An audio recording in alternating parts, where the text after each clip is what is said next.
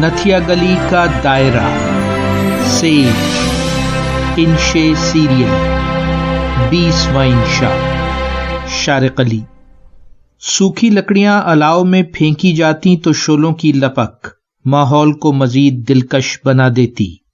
فہم آباد کے قریب واقع اس پہاڑی گیسٹ ہاؤس کے بیرونی لان سے نظر آتے خوبصورت جنگل اور سبززار تاریکی میں ڈوب چکے تھے۔ آثار قدیمہ کی تھکا دینے والی دن بھر کی مطالعاتی مصروفیت اور رات کے کھانے سے فارغ ہو کر ہم الاؤ روشن کیے قہوہ پی رہے تھے۔ صوفی بولی، آپ کا نتھیا گلی کچھ ایسا ہی ہے کیا؟ پروفیسر بولے، کہاں ہمالیہ کا عظیم سلسلہ اور کہاں یہ ہلکی پھلکی اونچائیاں۔ ایبٹ آباد سے مری کی طرف جاتی ہوئی بل کھاتی سڑک پر کوئی 1.5 گھنٹے کی مسافت پر ہے نتھیا گلی۔ اونچے پہاڑوں کی ڈھلانوں میں لگے پائن، سیڈر، اخروٹ اور میپل کے گھنے جنگل اور جا بجا بکھرے دلکش سبززار، سامنے نظر آتی میرن جانی اور مشک پوری کی چوٹیاں، مختصر آبادی، چھوٹا سا بازار۔ مری جیسا گنجان تو نہیں لیکن قدرتی حسن سے مالا مال۔ ریسٹ ہاؤس، ہوٹل اور ضرورت کی اشیاء موجود۔ انگریز نے گرمیوں کے تحصیل ہیڈ کوارٹر کے لحاظ سے ترقی دی تھی اسے۔ پرانا ریکارڈ بتاتا ہے کہ 1903 میں ٹیکس وصولی لگ بھگ 3000 اور اخراجات 1900 روپے تھے۔ گرمی میں خوشگوار ٹھنڈک اور دھند، بارش تقریباً روز ہی، جاڑوں میں شدید برف باری۔ گھومنے پھرنے اور سیکھنے کو بہت کچھ ہے وہاں۔ رمز بولا، گھومنا پھرنا تو ٹھیک، یہ سیکھنا کیسا؟ بولے، سیاحت وہ تجربہ ہے جو علم اور صلاحیت دونوں میں اضافہ کرتا ہے۔ ہم تجربات ہی سے سیکھتے ہیں۔ پہلے ہم کوئی عمل کرتے ہیں، پھر کیے ہوئے عمل اور اس کے نتائج کا مشاہدہ، پھر اس مشاہدے اور نتائج پر گہرا غور و فکر ہمیں آئندہ کے لیے حکمت عملی فراہم کرتا ہے۔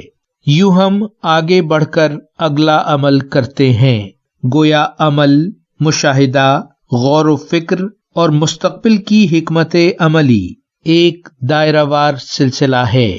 سیکھنے کے اس دائرہ وار کی نشاندہی امریکی ماہر تعلیم ڈیوڈ کولب نے کی تھی۔ سیکھنا ایک فطری عمل ہے۔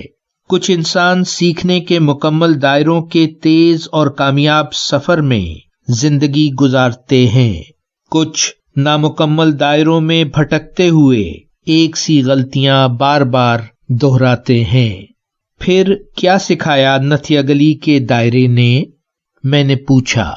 بولے، قدرتی حسن اور انسانوں سے پیار۔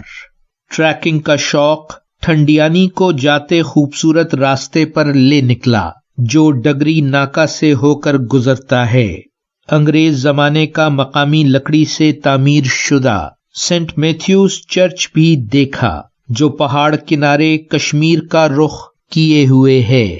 راستے میں حسین پرندے، تتلیاں اور جنگلی بندروں کے غول ملے۔ ہند کو بولتے سیدھے سادھے پہاڑی لوگوں سے ملاقات ہوئی جن میں سے بیشتر کے نام کے ساتھ عباسی لگا تھا۔ ان دنوں سوچ، لالچ یا مذہبی شدت پسندی سے زخمی نہ تھی۔ اور سیکھنے کا انداز؟ میں نے پوچھا۔ بولے، ہم سب کے سیکھنے کا انداز مختلف ہوتا ہے۔